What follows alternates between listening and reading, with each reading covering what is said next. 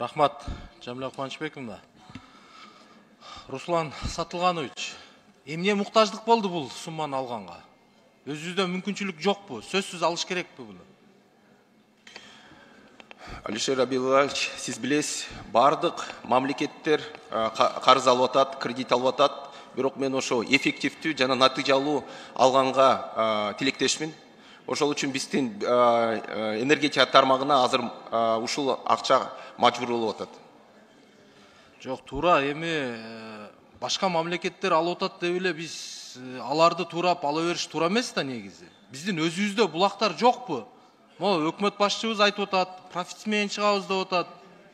Башка бир только эле ушул грант, кредит дебей башка бир булактарды издеп көрсөңөр болбойт беле? Башка булактардын баары өзүңүз билгендей, биздин Кыргызстанга чыгымдар өтө көп. Сиздер өзүңүз билгендей, Баткен областына кетип атат көп чыгымдар. Жана биз ушу мектептерди, бала бакчалардын баардыгын тургузуп атабыз, ишке ашырып атабыз. Ошол үчүн азыр акча бизге керек. Рахмат, энергетика министрлигине. Ушул сумма 100% сиздерге өтөбү ошондо? Бизге 9 миллиард каралган, азырынча 6 миллиард алдык ушул күнгө. Руслан мырза, бул алынган сумма барысы ушул энергетика тармагына жумшалабы же башка булактарга дагы? Жок, энергетика тармагына жумшалат. Сиздерде ошол алынып аткан сумманын баягы адрестүү иштете турган мындай проекттериңер, сметаларыңыздар даярбы же акчаны алгандан кийин анан иштетесиздерби?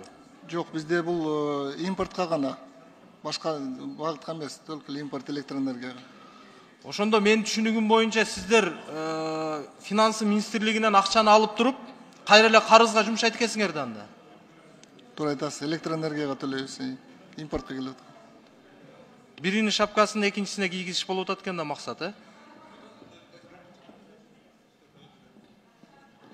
Андай деле эмес го, биз эми карызга алып атпайбызбы? Азыр эми тарифтер кичине оңоло турган болсо, возврат кетет, анан үстүнө баягы сухой периоддон өтсөк, кичине электроэнергиябыз көбөйсө жабылат коебуз.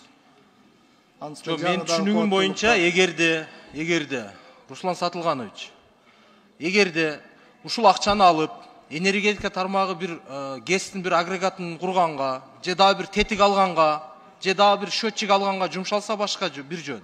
Булар алып туруп эле полноценный кайрадан карыз төлөгөнгө берип атпайбы?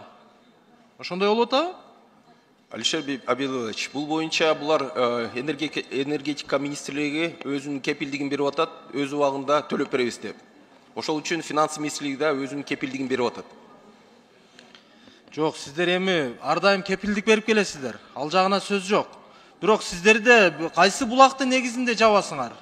Кантип төлөйсүздөр? Кимдин эсебинен төлөйсүздөр? Эмненин эсебинен төлөйсүздөр? Электроэнергия менен эле кайра эле. Биз азыр эми косвенно кайра эле биз бюджетти кайра эле элди каржылап аткан болуп атпайбызбы? Тарифтин төмөндүгүнө байланыштуучу. Эми бул бир чети, экинчи чети дагы жаңы кубаттуулуктар кирсе, жаңы генерация менен суубуз көбүрөөк келе турган болсо жабылып калат болчу, эсептери бар. Азыр эми кыйынчылык болуп атпайбы? Өзүңүз көрүп атасыз. Туура, эми анын баарысын көрүп турабыз. Руслан мырза, өзү негизи мына Кыргыз мамлекетинин сырттан алган карызынын 50%га жакыны энергетика менен, 50%га жакыны ушул мына Минтрансқа кетет да көп элечи. Анан эми бул эки министрликке даяр сиздер сырттан акча алып келип берсеңиздер, булар эмне жумуш кылып отурат? Булар өздөрү дагы аракет жасаш керек да. Анан эле только сиздердин оозуңуздарды карап, даяр акчаны алып берип койсо, эми мен айтайын дегеним, ушуга окшогон темаларды бир аз кыскартпайлыбы? Андан көрө өзүбүздүн ички булактарды, башка бир варианттарды карасак да болот да. Эми туура айласыздан эми оңой нерсе деген менен эртең муну төлөшүбүз дагы бар да. Ошол жактарды дагы эми бир карап койсоңуздар. Оңой эле сырттан акчаны алып келип иштетип, министерствонун ишин жүргүзүш. Булар эмне кылып отурат? Аракет кылсын. Ошол жактарында карасаңыздар эми. Рахмат.